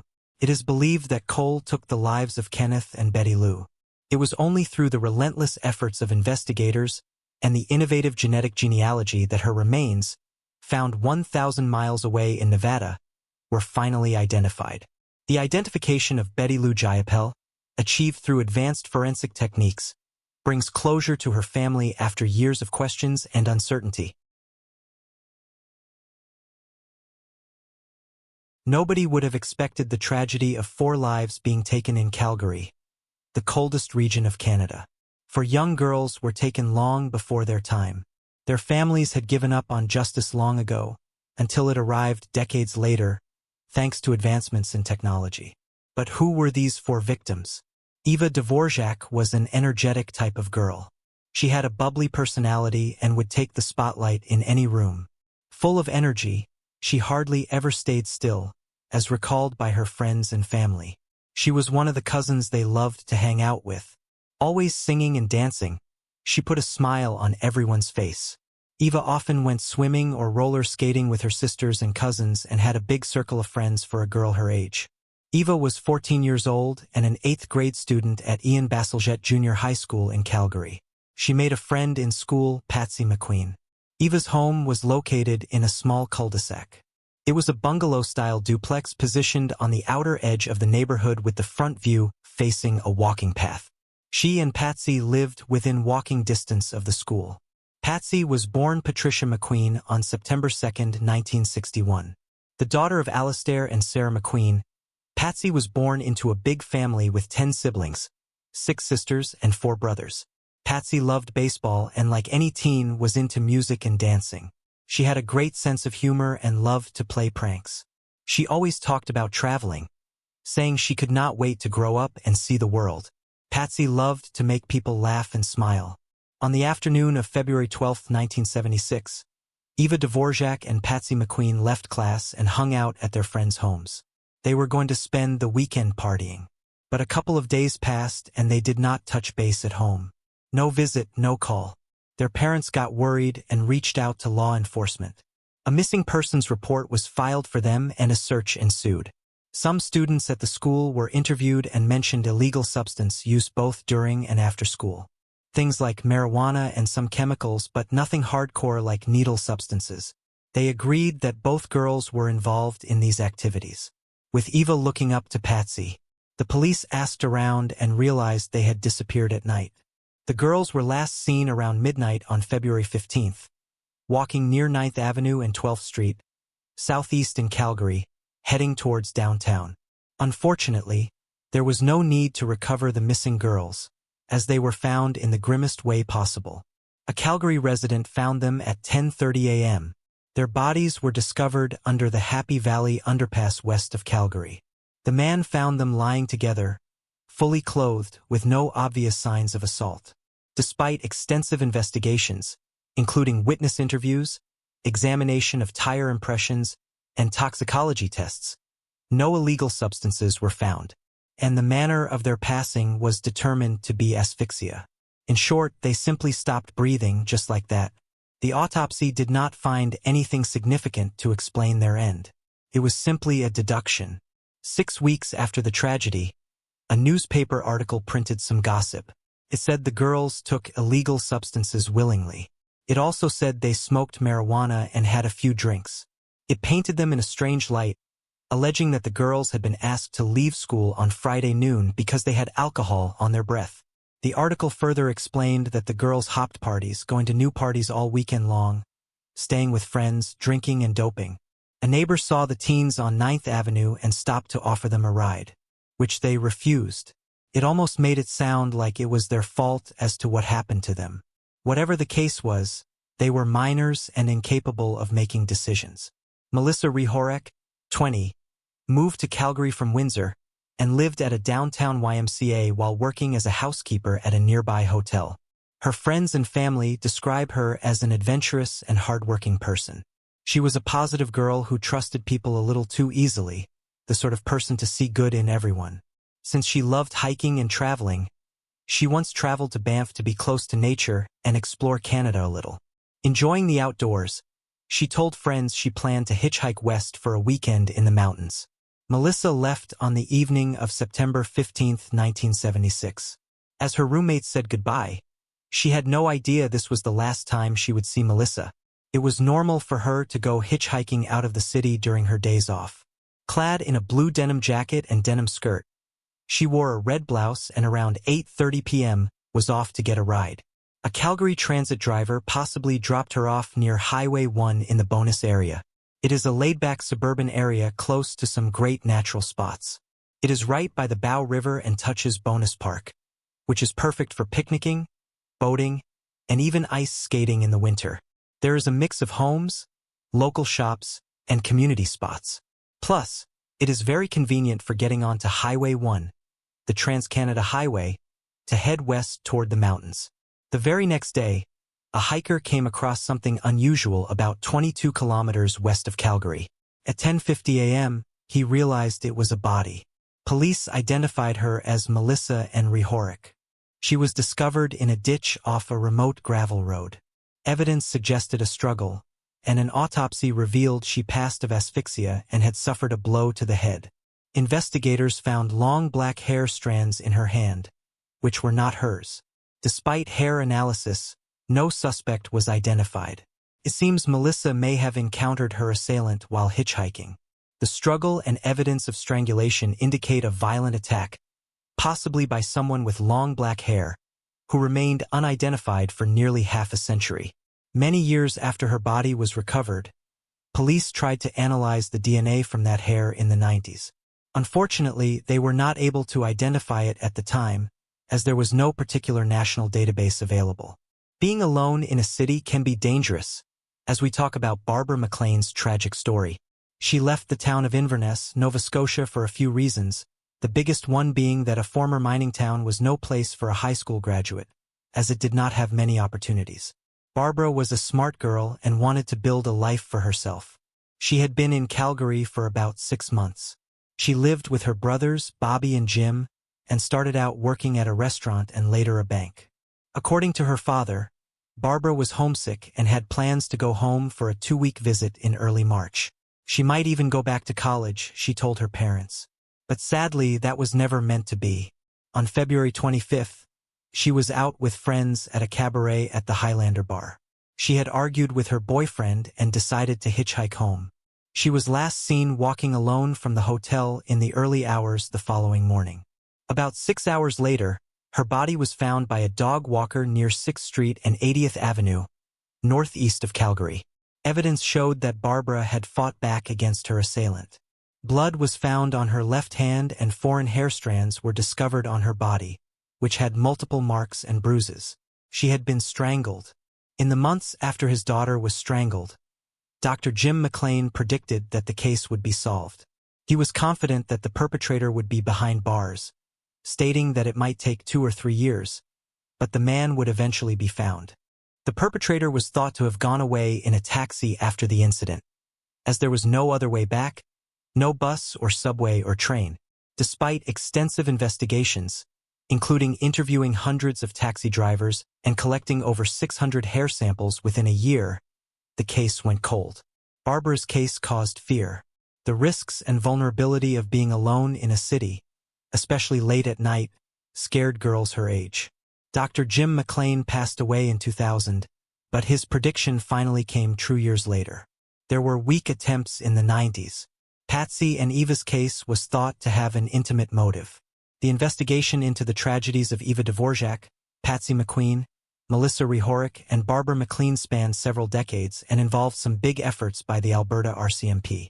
They incorporated advancements in forensic technology and investigative techniques. Evidence lifted from all 4 victims was submitted to the RCMP's National Forensic Lab Services for testing. Male DNA was discovered at all 3 crime scenes, but at that time, the technology to develop a DNA profile from this evidence did not exist. Despite this limitation, the similarities between the cases of Melissa Rehorick and Barbara that the same individual was responsible for both cases. This suspicion became a focal point of the investigation. For the next 40 years, the Alberta RCMP persisted in their efforts to identify the person or persons responsible for these tragedies. The cases were never closed, and investigators continually reassessed the files as new information became available, and police techniques evolved. A breakthrough occurred in 2003 with the advent of enhanced DNA analysis. Utilizing these new techniques, police were able to confirm that the same suspect was linked to both Melissa Rehorick and Barbara McLean's cases through DNA evidence. However, when the suspect's DNA was compared against the National DNA Databank, there was no match. The profile was uploaded into the databank, but it went without a hit for over 20 years.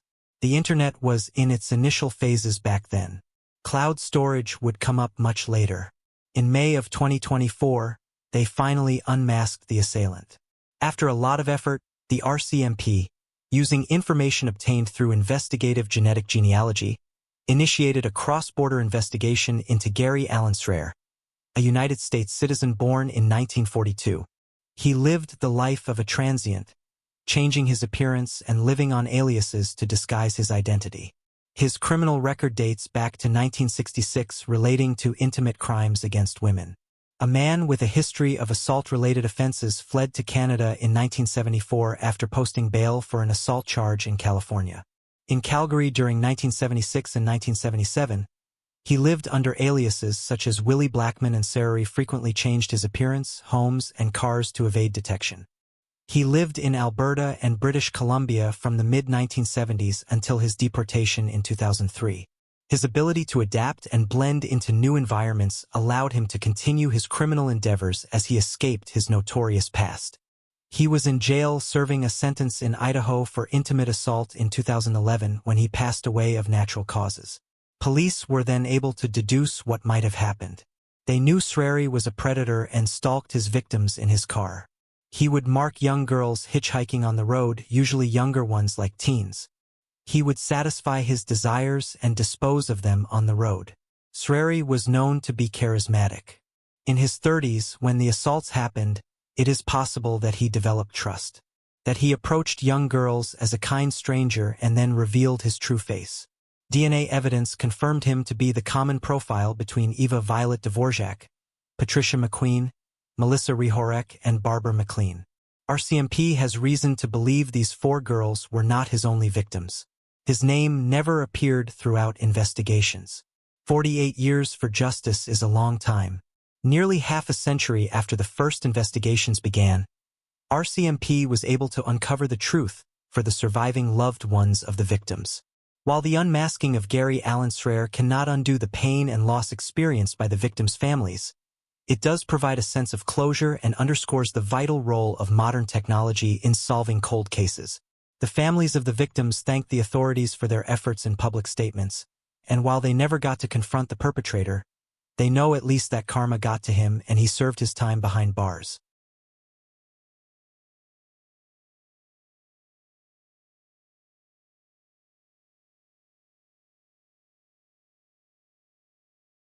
Everyone was appalled when they learned that a 5-year-old had been beaten till she passed away. Someone close to her knew what happened, but was too frightened to save her or speak up. Why could her assailant not be convicted for a very long time? Harmony Renee Montgomery was born on June 7, 2014, to Crystal Sari and Adam Montgomery in Massachusetts. Unfortunately, her mother struggled with alcohol and illegal substance addiction. As a result of her mother's substance abuse, Harmony was born partially blind in her left eye and had special behavioral needs. Crystal was incapable of taking care of an infant, and her father Adam was in prison. Due to her parents' inability to get a hold of their lives and their struggles with substance abuse, Harmony was placed into foster care with Tim and Michelle Rafferty when she was just 2 months old. Harmony, who was described as a pleasant, kind girl with a big smile, became a big sister when her half-brother, Jameson, was born in 2016. Crystal also lost custody of Jameson and both children were placed in the same foster home. Harmony was a social, intelligent, and happy child who embraced her role as a caring big sister when she was only 2 years old, as described by her foster mother, Michelle. Unfortunately, Harmony never really stayed in one place. There was a constant tug-of-war between the CPS and her mother, Crystal. Each time Crystal felt well enough to take care of her children, she would get them back. They would end up being neglected and go back to the same foster care family. After the 3rd time, Harmony's foster family believed that the instability was causing her trauma.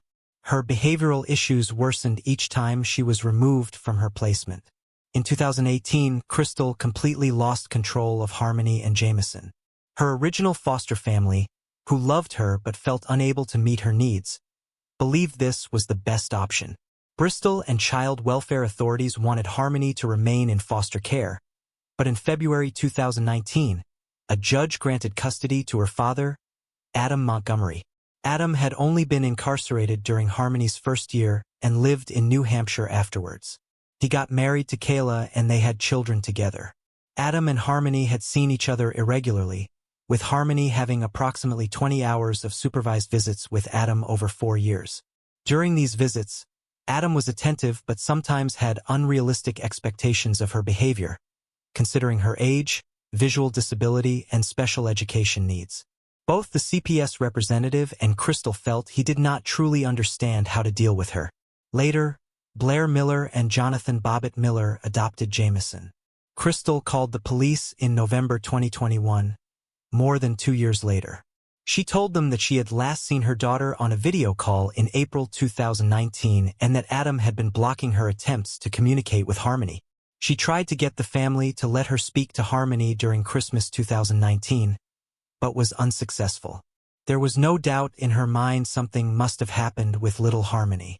The detectives noted that on November 27, 2019, Adam and Kayla Montgomery, along with their 2 children and Harmony, were evicted from 77 Guilford Street in Manchester, New Hampshire.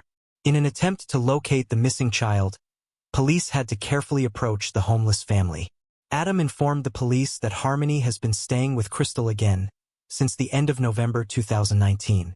Kayla Montgomery was then arrested in January 2022 by Manchester police on charges of welfare fraud, accused of accepting $1,500 in food stamp benefits for Harmony. It was wrong to take food stamps in her name when she was staying with her mother. On April 4, 2022, authorities had the opportunity to arrest Adam on several charges relating to theft and possession of stolen items. He was accused of stealing a rifle and a shotgun, as well as receiving or retaining these stolen items. Adam faced charges of being a felon in possession of the rifle and shotgun, as well as being an armed career criminal due to his previous felonies. The alleged thefts took place between September 29 and October 3, 2019 in Manchester. Harmony's uncle, Kevin Montgomery, contacted the police department and reported seeing Harmony with a black eye during the summer of 2019, and that he questioned Adam about it. Adam admitted he had bashed her around the apartment after finding her trying to stop her baby half-brother from crying by covering his mouth. Kevin did not believe this for a second. Harmony was very kind to her baby brother, and she was not capable of harming him. Even if she would have done that, it was dangerous to give a minor a black eye.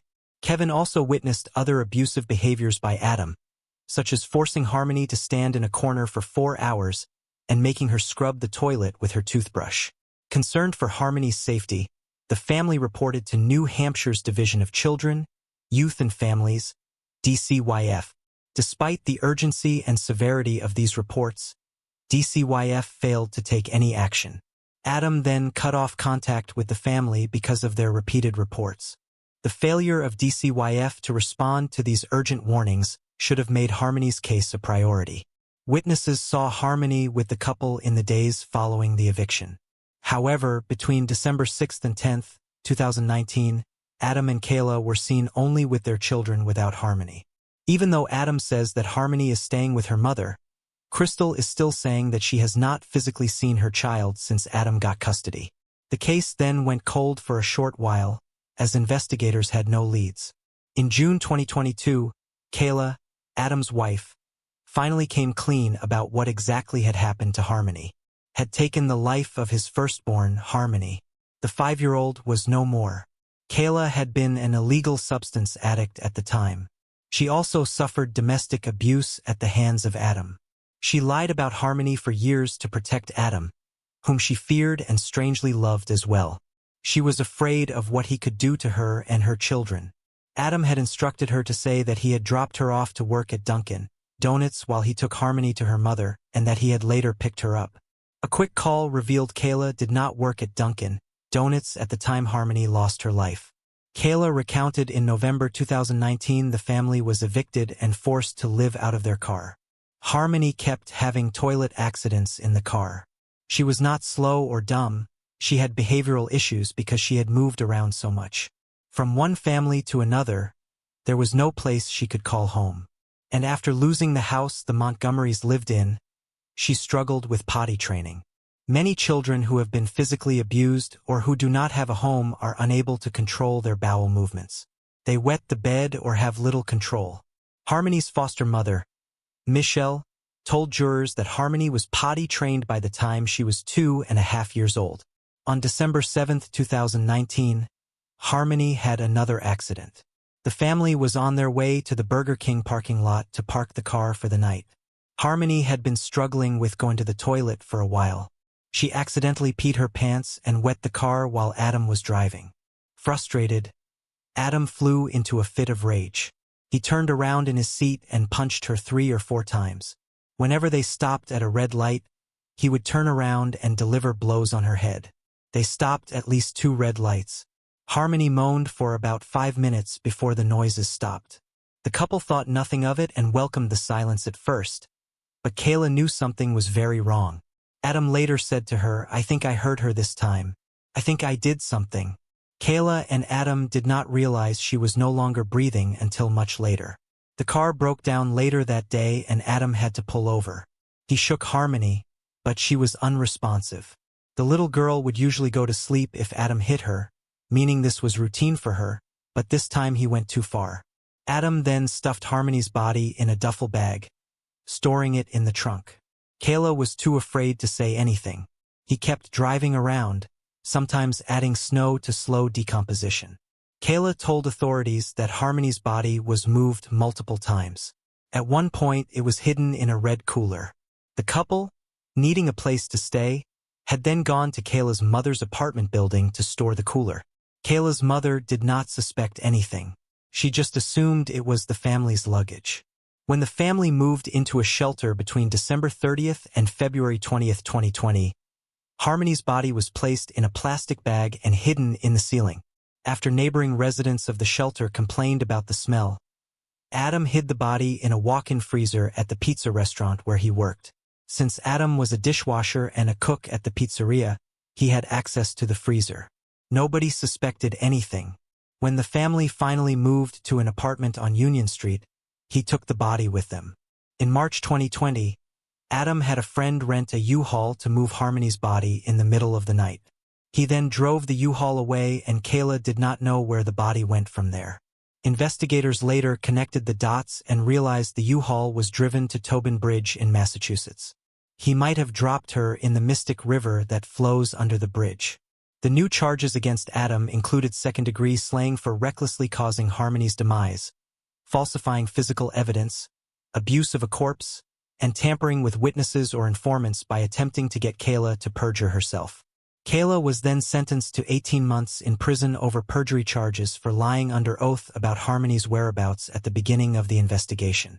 Prosecutors argue that on December 7, 2019, Adam Montgomery fatally beat his daughter Harmony due to a bathroom accident and then spent months manipulating and concealing her corpse to avoid detection. Through his defense attorney, he maintained his innocence, claiming he loved his daughter unconditionally and blamed Kayla for the child losing her life. He did admit to disposing of her body, but not that he had anything to do with her demise. The defense argued that there was not enough evidence to convict Adam of his daughter's slaying, while the prosecution claimed that he was responsible for Harmony's end. The trial brought attention to the issue of domestic violence and child abuse, as well as the importance of seeking justice for Harmony's disappearance. Adam denied all charges to the very end. Kayla, meanwhile, became a state witness who testified against her now ex-husband Adam, who she said was physically and emotionally abusive during their marriage. When he did show up in court, he was given a chance to reveal where Harmony's body was. Perhaps his charges would be reduced. Adam, 34 years old, chose to remain silent. Nevertheless, he was found guilty of second-degree slaying, second-degree assault, falsifying physical evidence, abuse of a corpse, and tampering with witnesses and informants in February 2024. He was given 45 years to life in prison on May 9, 2024. The only reason he was not convicted in the first degree was because little Harmony's body was never found. Harmony lost her life at the hands of the one person who was supposed to protect her. To this day, nobody knows for sure where Harmony's body has gone except for her cold-hearted father. Crystal Sari is grateful that the perpetrator is behind bars, but she vows not to rest until Harmony's body has been recovered. One can only hope that Harmony's tragedy will urge Child Protective Services to be more vigilant when it comes to abuse cases, because they can end in tragedy.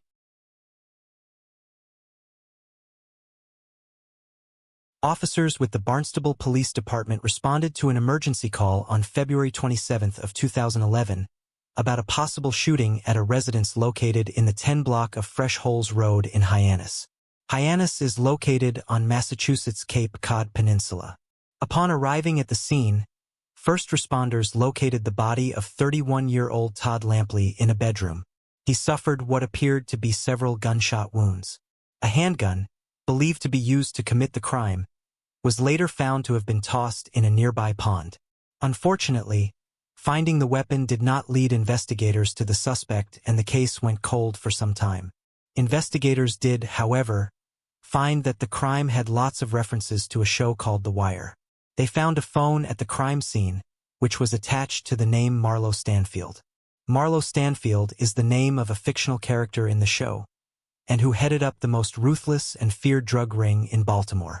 Todd was inside of his home at night when he was shot by someone standing outside of his bedroom window. Another link to The Wire. In season 1 of the show, a fictitious woman who is cooperating with police is shot when the shooter stands outside of her window at night, taps the glass to get her attention, waits for her to approach the window, then fires a fatal shot into the home. Authorities also reported that they recovered a sweet potato from the scene of the fatal shooting.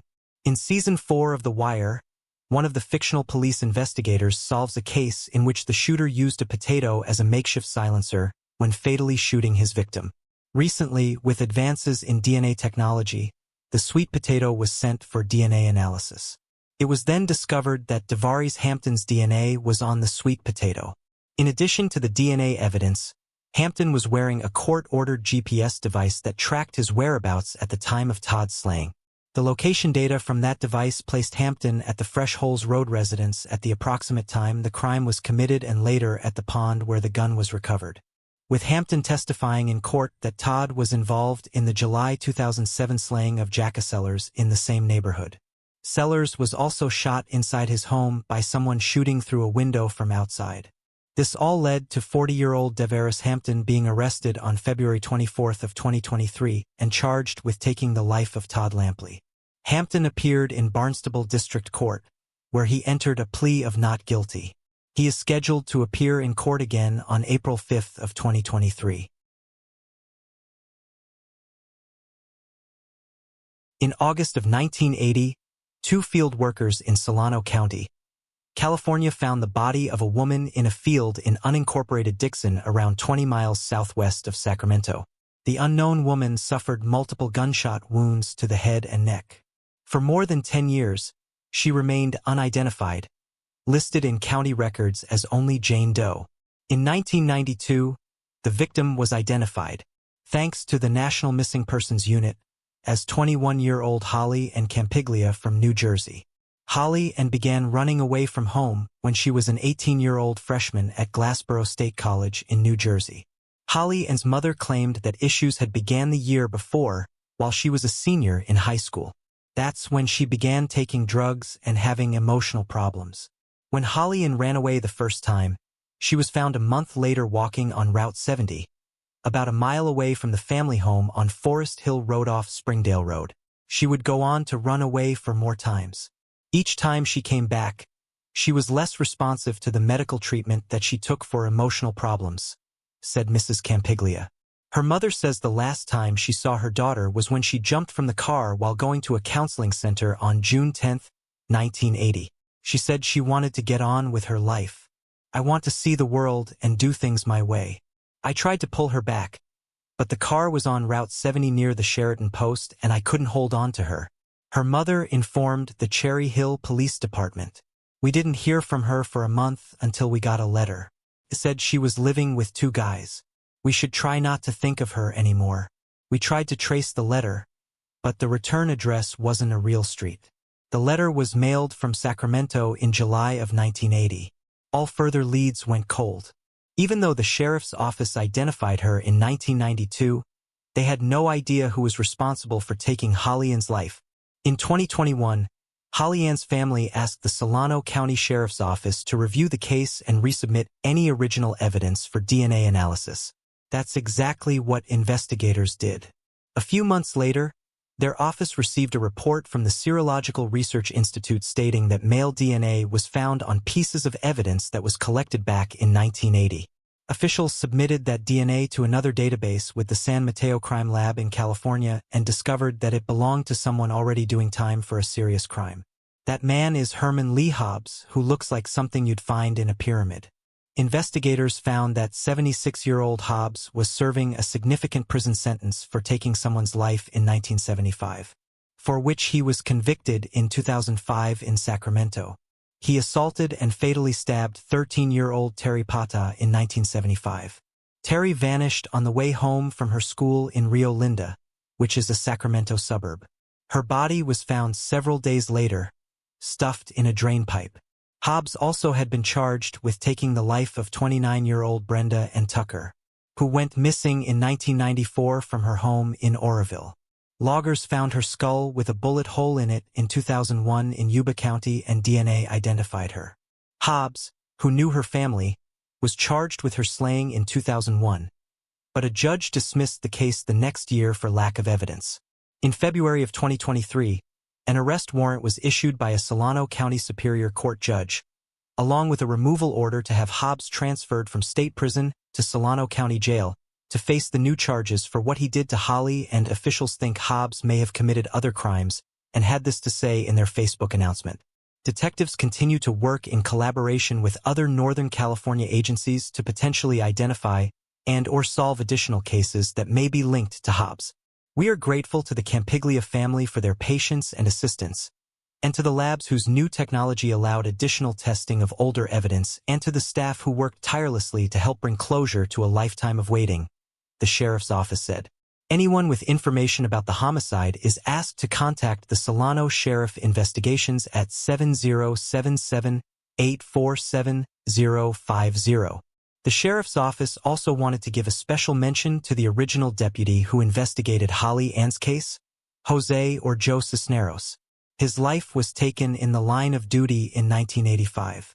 His hard work is still helping solve cases over 40 years later.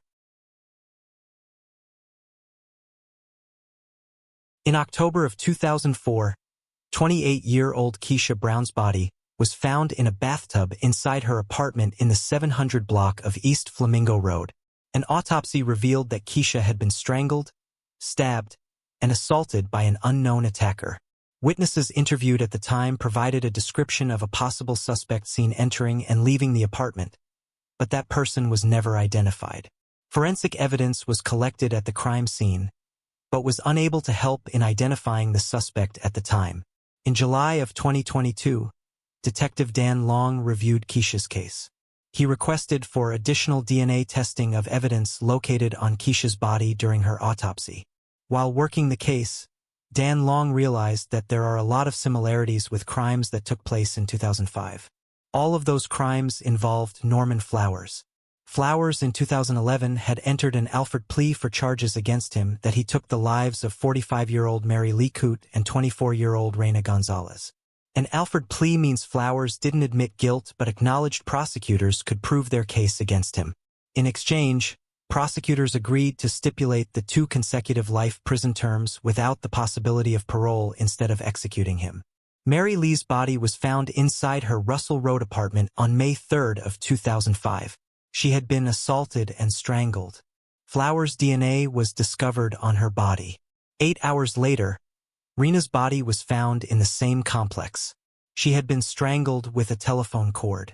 In October of 2008, Flowers was convicted and given a life sentence because he took the life of 18-year-old Sheila Quarles also in 2005. Flowers had previously spent time in prison, had been paroled twice, and was out of prison for about 20 days when he took Sheila's life. With the crimes being so similar, Detective Dan Long was convinced that Norman Flowers was responsible for taking the life of Keisha Brown. It was only in February of 2023, however, when DNA linked Flowers to Keisha's crime scene, and that it could be confirmed that he is responsible. Metropolitan Police Department Lieutenant Jason Johansson made the announcement to the public. As Johansson spoke during the press conference, Members of Keisha's family stood behind him, wiping tears from their eyes. Keisha's daughter, Kalia Brown, briefly spoke through tears. "I just want to say thank you to the police department," she said. Flowers remains at High Desert State Prison, where he is serving 3 life sentences.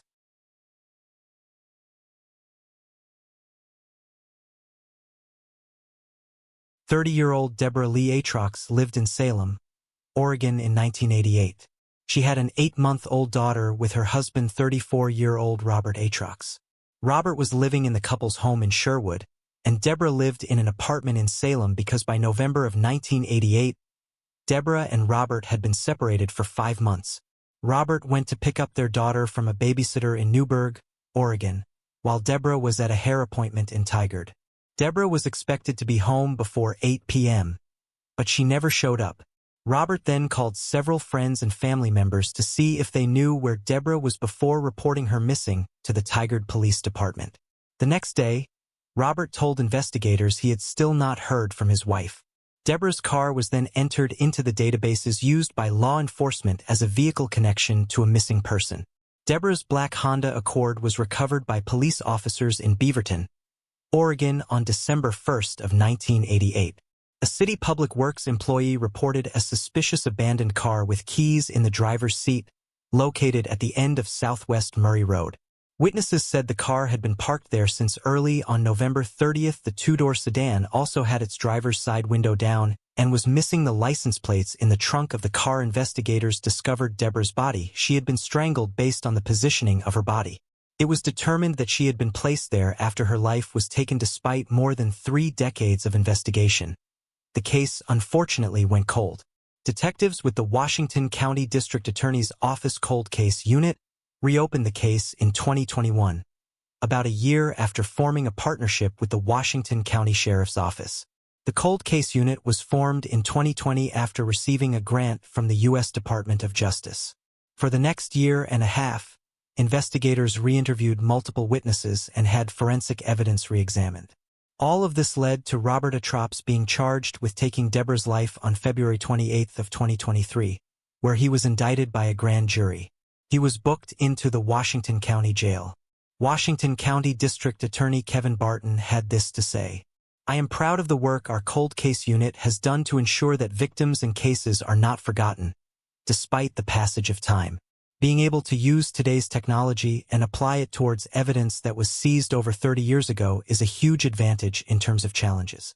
We may think of these cases as old, or we may use the word cold, but if you talk to the family and friends of the victims of these cases, they're very current issues for them," Barton said. "They're still dealing with the trauma as a result of that crime." Barton also said that he can't give all the details that led to the arrest at this time, as it's still an ongoing investigation. On May 11th of 2007, 64-year-old Dennis Lee First's body was found at his apartment in Cedar Rapids, Iowa. He had been stabbed and beaten. According to Tammy Mims, assistant manager for the Hawthorne Hills apartments where Dennis lived, said he had prostate cancer, didn't have many visitors, and lived on Social Security. Tammy said that when a friend called and asked her to check on Dennis, she notified Robert Gross, a maintenance employee at the apartments. Robert knocked several times on Dennis' door, and when no one answered, he entered the residence. Inside, he found Dennis lying face up on the bed, feet on the floor. Robert then saw all the blood and called 911. Evidence collected at the scene was sent to the Iowa Division of Criminal Investigation State Crime Lab in Ankeny for testing. Dennis' first wife, Christine Burmeister, said that he had a rough life. It's hard to believe somebody would stab him. He could hardly get around. Denise and Christine had 2 children. Their son Brad was born in 1963 and their daughter Laura in 1965. In the 1970s, the couple lived in Olin in Jones County, where Dennis worked as a purchasing agent at a Monticello steel company. He'd been living in Cedar Rapids since the couple's 1981 divorce. In 1990, Dennis had been arrested on charges of stealing from local businesses and for drunken driving. He'd also been accused of threatening a man from whom he rented a room. Things didn't get any better for Dennis after his son lost his life in 1993 in an auto accident. Dennis eventually lost touch with his daughter, ex-wife, and other relatives, but had begun calling them again a few years prior to his demise. In late May of 2007, Cedar Rapids police served 5 search warrants in the case, searching not only Dennis' apartment, but that of Curtis Paget. Investigators took his fingerprints and a DNA sample with a swab from inside his cheek. They also took a pair of his boots from his apartment. Paget was the last known person to have seen 15-year-old Aaron K. Pospisil, who went missing from Cedar Rapids on June 3 of 2001. Paget, a friend of Aaron's older brother, told police that in 2001 he was leaving and agreed to give her a ride to her friend Britt's home.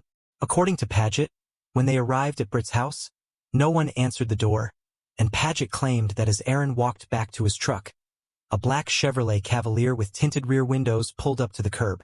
He said Aaron went up to the car and had a short conversation with someone, and then told him police could find no other witnesses to substantiate Paget's story about a black Cavalier in the neighborhood, and Aaron has not been seen since leaving her home with Paget.